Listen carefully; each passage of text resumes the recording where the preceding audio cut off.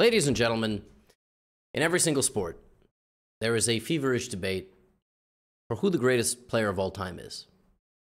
And ultimately, it comes down to multiple choices across multiple generations. The game of chess is no different. The three names associated with GOAT status in chess are Bobby Fischer, Garry Kasparov, and Magnus Carlsen. Until now. There is a man so dangerous and so powerful, and he is completely destroying every single person in his path to get to the ultimate title. Of course, I'm talking about the one and only Tyler 1. Tyler 1 is a League of Legends streamer. He is a powerlifter and a bodybuilder. And he is the greatest chess prodigy known to humankind. Tyler 1 in July of 2023 was rated 199, and probably even lower than that. And yesterday, March 18th, 2024, 8 months later, including a 3-month layoff when he retired from the game, he is now 1700, and he is now better than 99% of chess players on the planet. And in this video, I'm going to take you through several of his games that he played recently to recross 1500, cross 1600, beat the highest ever player he is beating an 1800 level player in less than about 6 months consistently of play. Since July of 2023, he has played over 6,000 games of chess, and he has done 12,000 puzzles. Where have you been? Now, the opening that Tyler employs is called this is called the cow opening now. It's not really historically known as the cow opening, but it has been popularized by the one and only Anna Kramling, chess player and streamer from Sweden. And on chess.com, this is now just called the cow. The reason it's called the cow, nobody really truly ever knows. This is the way Tyler 1 plays all his games. Bishop to b4. All right, we're going to analyze every one of these games, how he beats a 1500 and gets all the way up to 1705, including a win over the highest rated player he's ever beaten in 1825. He beat in 1825. Okay, here we go. He plays his cow, bishop b4, plays knight g3, trying to target the bishop. One of the benefits of the cow is the knights are kind of like slingshots. They can go after bishops that get too close. Here, black plays a move that you couldn't pay me money to play, which is, my bishop is under attack. Well, better give up the other one for absolutely zero reason. Bishop takes d2. No disrespect to Chess Rock and Rolla, but that is a dreadful move. And I always say this in my videos. If you cannot explain why you are trading a bishop for a knight, you should not do it. You should not do it. There is no need to do this. A bishop is better than a knight. Unless you're going to trade, put a bunch of pawns on the color of the square that the bishop was, the dark square bishop, or if the knight was protecting something, or you're going to damage pawns. You did none of that. And now Tyler just has a very comfortable advantage. Black plays the move f6. What black should be doing here is developing and castling. Black plays f6. Tyler plays a3 and h3. I guess a cow is supposed to have horns. Kind of. Or maybe not. Maybe that's a bull? Buffalo? I don't know. That unicorn? I don't know. But he plays a3, h3 to prevent the knight from coming there and to prevent the bishop from going to g4, I guess. Black plays this. Tyler plays bishop c3. One thing about Tyler's gameplay, by the way, is he's very he's slow and steady with it. He's methodical. He massages the position. Okay? Knight e7, queen d2. You'll notice every move he plays is up a rank. And he's very good with his clock management. He doesn't spend a whole bunch of time. He plays moves that are solid, straightforward. You know, we're not going to get into the intricacies of this move, maybe you don't play because your bishop gets blocked. No, he's a simple man. Opponent castles, he castles. He has 940 on the clock. He has a 1-minute time advantage. He is very frequently putting his opponents under some form of clock pressure. Black plays h5, great move, trying to go after the... Tyler in 20 seconds just says, no, you can't do that. Bishop f7. Now, Tyler plays bishop b5. All right, improves the positioning of his bishop, pins the knight to the queen. Black plays g5. That's just a blunder. That's just a blunder. And even at 1500, this is just purely a counting exercise. It's two things for white. Now, he doesn't need that. Tyler had a follow-up ready for bishop b5, which was bishop b4. So now he's got the bishops bulldozing the black position. He's going to take on e7, then he's going to take on c6. He's going to open up the king. And he does exactly that. He literally goes through that plan without even hesitating. Rook, he's actually winning here if he just pauses for a second. But he goes bishop e7, rook to e1, and then he just slowly brings the queen, trades, and plays queen a5. And the queen is now a menacing piece on that side of the board. He's playing this position like Magnus, okay?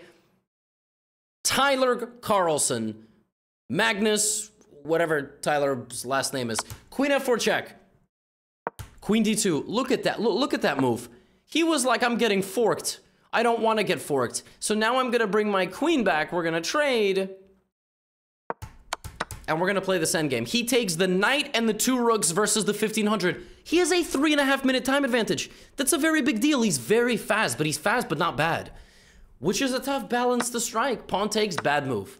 That's not a good move because you're splitting the pawns with black.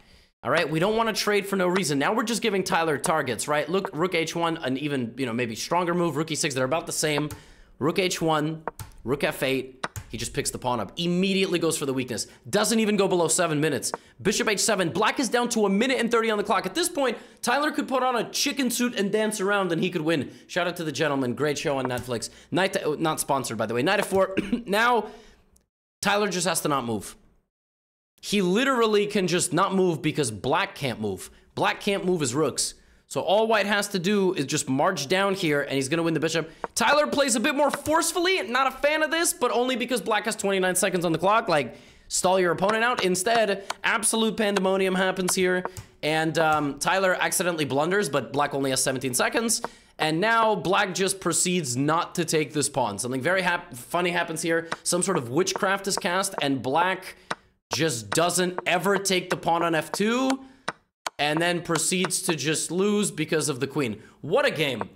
I mean, that was just a methodical beatdown of a 1500. He really didn't make any blunders. He didn't punish his opponent as much as he could have, but he just goes to this endgame, and he was never worse. I mean, literally, he played like 50 moves against the 1500, and at the worst, he was equal. And he was up 6 minutes on the clock. I mean, it's unbelievable. He's so fast. And he really doesn't make any really bad mistakes. Now, this was, by the way, this was like a day later, if not like 12 hours later. He plays all the time. Here, his opponent, I don't know, has like diarrhea brain, so they play f6. Completely fine. I'm really confused, by the way, how black is named King Chaz, but the username is a J. Because there is not a single J in black's username. Maybe he smokes one before he plays a game. I don't know. Anyway, J. Knight to e2. We see Tyler, back to the true and tried. Black playing a6. The thing is, people who are 1500... they can't punish the cow effectively.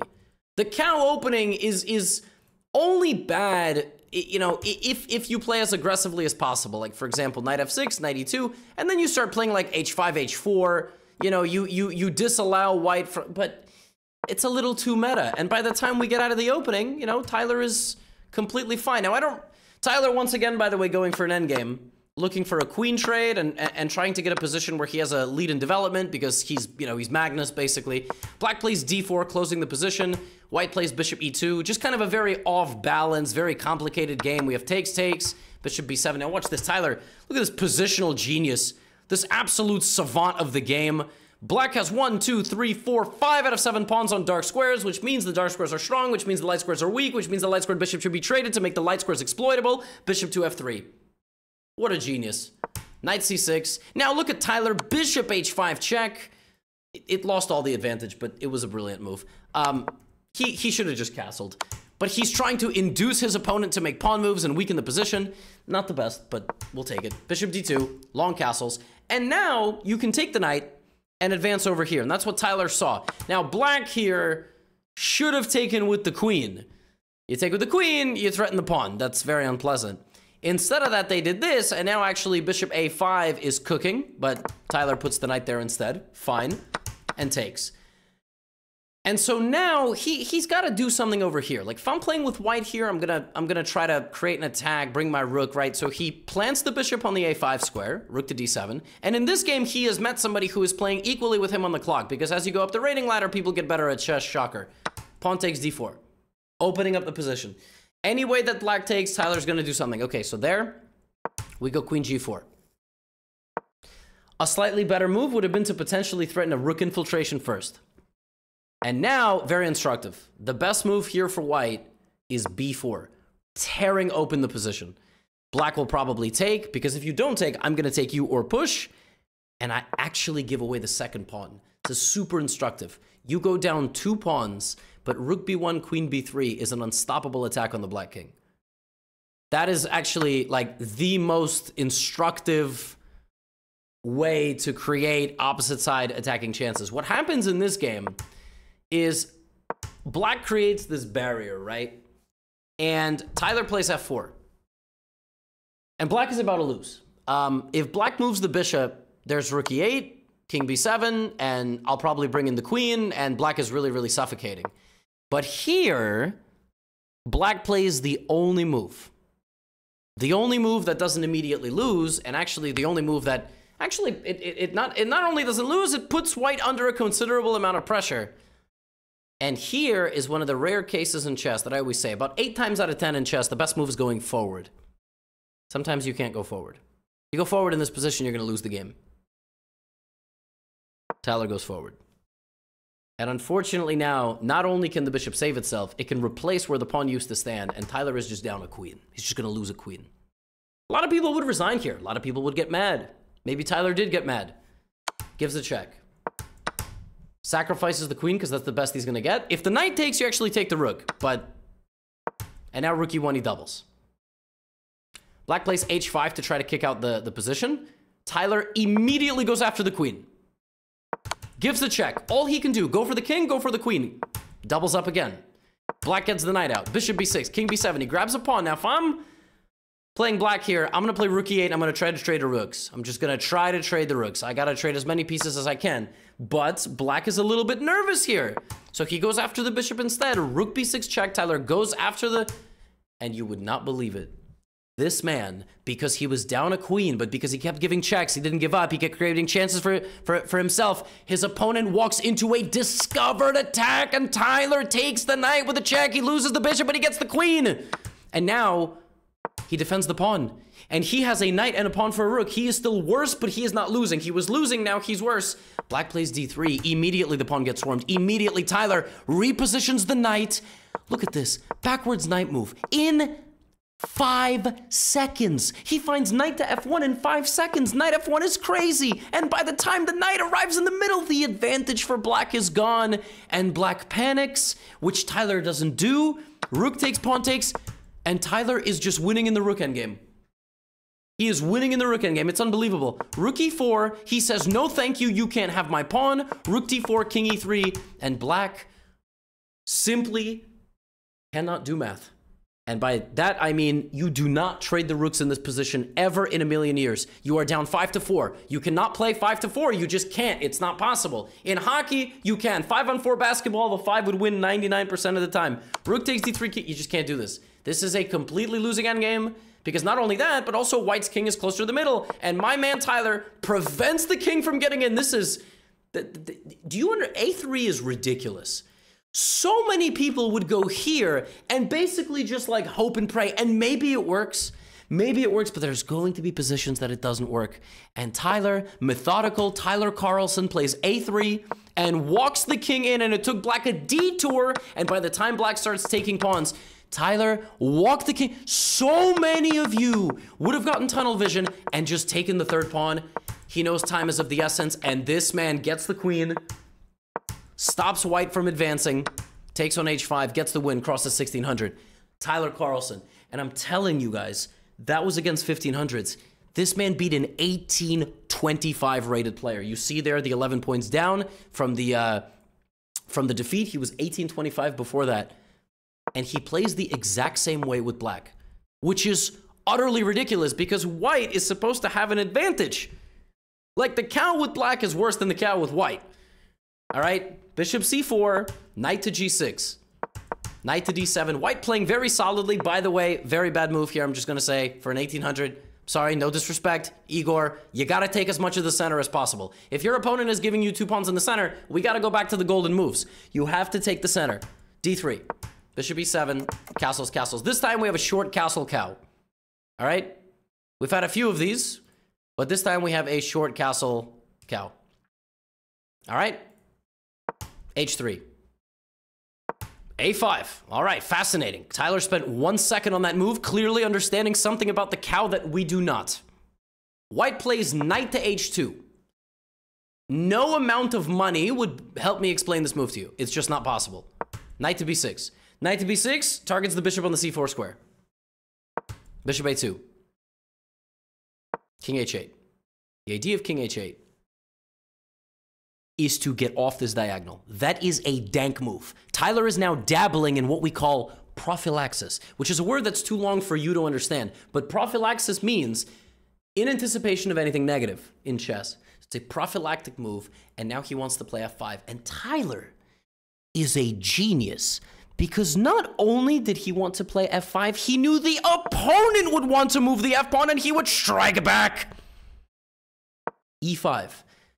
Now, this is just a free pawn, but that's why Tyler's 60-98. He's not 80, he's not 98-61 yet. He closes the center.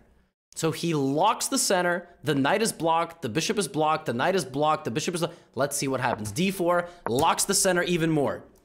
Not the best move. c5 would have been better, but fine. Let's see what happens. How do these two geniuses of chess maneuver in a close position? Knight to e2, queen to e8, bishop developing. Here comes knight to h4. Now, is there anything that is going to happen after the move g3? The answer is no. The knight just has to back up. Now, white continues to make improving moves. Tyler decides to jump out to that side of the board. The problem is the same thing can happen. It doesn't, but it could have. b5 taking a little bit of space, and now the knight backs up. Knight also goes to g1. Slow maneuvering game. At some point, the sides are going to clash. Bishop a6. Look at that. Look at b4. Oh, Tyler's striking. He is the first to land on the shores of his opponent's position, looking for a pawn trade that could transform the game. Knight to f3. Now in comes the knight. Oh boy. Targeting the bishop. White gets rid of the bishop. Tyler takes with the bishop. Now we have take. We have take. White plays a4 now. This is a high-level move from Tyler. a4 protected by the queen, and Tyler, as a follow-up to his light-squared infiltration, cuts the communication of the white position with b3, and now is threatening rook takes a4. We have knight to d2. The pawn is taken. The pawn is also taken there. Now, sensing that the board is opening up on this side of the board, we have queen to b8, immediately putting some pressure. White plays knight to c5, which is a good move. Tyler takes, thinking that he's going to get dc5, but unfortunately knight c5 was also a threat on the rook, and suddenly he has blundered, just like in the previous game. All right, half human, half everything else. Bishop to d3. Okay. The bishop is hanging, but the rook is hanging. The rook moves. Now, before he moves the dark squared bishop out of the way, he drives the bishop into e4. This is going to be a menace of a piece. Look at it, just like a lighthouse in the white position. Bishop goes back to e7. The knight goes to f3, bishop goes to e7. White begins picking up pawns. Here. Tyler plays the best move. Queen b3. Hits the bishop, hits the rook. The rook has to defend the bishop. It doesn't. White blunders. White, under the pressure of all of this, instead of playing rook e1 and staying calm, plays queen c3. Tyler was putting pressure on the clock as well. He was up a minute. Queen takes d1. Now Tyler is up a knight versus an 1800 rated player. And now it's about cleanup. Now, a move I would not play here. I would be a little bit more patient. I'll play rook here. I would also make sure I never get mated. I just want to play h6. No back rank checkmates. Then I bring my rook. He goes here. Fine, you want to simplify, but that bishop was better than that knight. It was better than that knight. Now white is going to defend, but okay, he gets the queen out and he is winning. Rook to b2. Now again, I would play rook b8 or rook a8. I would also stop myself from getting mated. Rook b8 is a good move. Bishop d2. And now the second that he noticed the rook, queen e2. Oh, that's bad. That's real bad for white. The queen is in there. Queen c4, professional move, looking for a queen trade. And now white hangs this. And now queen b6, queen b7. He wins the pawn on b4 as well. Queen to a2. And this man, do you know what move he played in this position? The move he played in this position with the bishop unable to move because the rook would take the queen is bishop e1. What a spot. He spotted that move in 2.3 seconds. 2.3 seconds he spotted that move. And now he wins the rook. Queen b1. In with this. And now it's just a sequence of checks until mate. Check.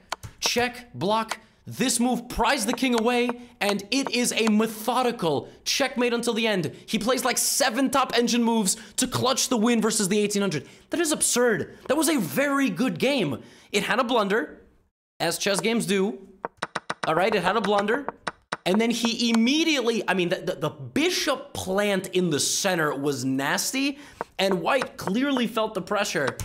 Immediately blundered this, and I mean, this was methodical. Understanding he could trade the queens, winning the pawns, and I mean, that's just, bishop e1 is a ridiculous move. Like, what a spot. I mean, it's really weird to play such a move at 1700. Like, yeah.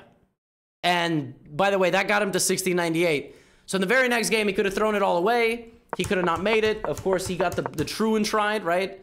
He go into the true and tried, the patented. Black playing very principled. The opponent from Greek, Captain Mango. This game, Tyler decides I'm going to strike in the center.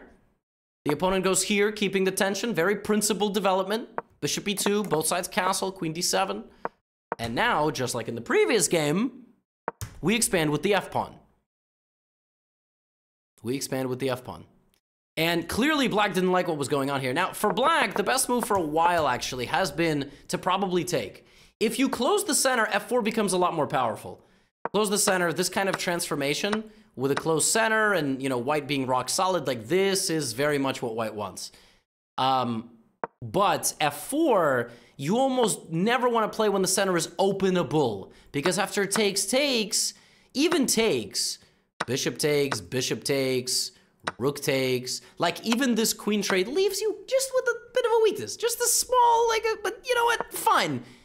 And none of that even matters because in this position, rook d8 was played and it took Tyler 1.0 seconds to understand the secret idea of f4 is not just to open the center, it's to trap the bishop. And now he is completely winning after just 11 moves. Black overthought the situation. Black was like, oh, do I take? Do I take? Do I not take one? Do I take both? What do I do? And then they overthought it. Tyler has done 12,000 puzzles. He traps the bishop. He takes the bishop. And in this position, it would have been slightly more resilient for black to play this, because actually then taking here is a little dangerous. There's going to be various tricks. It actually doesn't work. This is check, but knight can take and then take the queen. But it's a trick. I mean, it's just there as a possibility. None of that matters. And yeah, Tyler too. I mean, black goes for bishop c5 anyway and just hangs the bishop. 1669, knight. Oh, look. This is hanging. This is hanging. Queen is hanging, knight is hanging. A lot of you would have been like, oh, damn, my queen is hanging. You know, I got to move. You know, I got to. The knight gets out of 5 seconds. Instant. Instant. Knight b4. He doesn't panic. He gets the trade. a3, setting up some various bishop b4s. Gets the queen. Puts the rook on the center line. Black plays c4. And the idea... Okay. I just want you to understand how ridiculously good this man is at chess. c4 has 2 threats. The first threat of c4 is that if you take it, there is a fork. Which is why, by the way, when Tyler puts the king on h1, remember the previous game? Like, way in the opening, Tyler played king h8. He just put the king out of the set. Yeah, because he wants to move his f-pawn, it's actually a pretty good idea to put the king in the corner. But the idea of c4 is that if you take, there is a fork. Furthermore, there is rook d2. So you're going to lose both bishops if you take. So how do you get out of this position? Well, I'll give you a small hint. Something opened when black played c4. Something opened. Every time a pawn moves, every time any piece moves, some squares are no longer covered. Some things are different than they once were. When the pawn goes to c4, the dark squares open up. Tyler, in 2 seconds, plays here. 2 seconds. The brain, his brain, has completely understood pattern recognition. Like, the fact that he's already thinking how the pieces can interact with each other, to spot that in 2 seconds is nuts, because most people, after c4, would think, oh, if I take this, oh no, okay. He spots this, and now that's covered. The bishop can't be taken, so now it's just very simple. He takes. And this is protected twice, so you're not even losing the rook. Black decides to trade all the pieces, takes on e4 and resigns. Black takes on e4 and blunders this, or maybe that was just a rage move and resigns before Tyler can even... Tyler is 1705. And the level that he is demonstrating in these games is crazy. And he's doing it all without even playing real openings.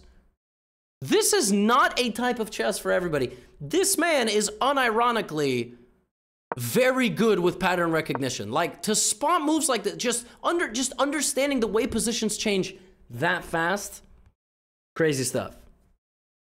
I'm like actually super impressed. There is not much else to say. Yeah, this man is 1700. Everybody plateaus at different points. He plateaued pretty hard at like 1400. He took a break. He played a lot of bullet. He did some puzzles, but he didn't play a lot of rapid. Yeah, what more to say? I mean, this dude is unbelievable. Admittedly, I mean, I think he's playing like 8 to 10 hours a day, and he has the time, and obviously his job as a streamer makes life a little bit easier, but that is absolutely no excuse for the rest of you. Y'all got to step your game up. So that's all I have for you today. Get out of here.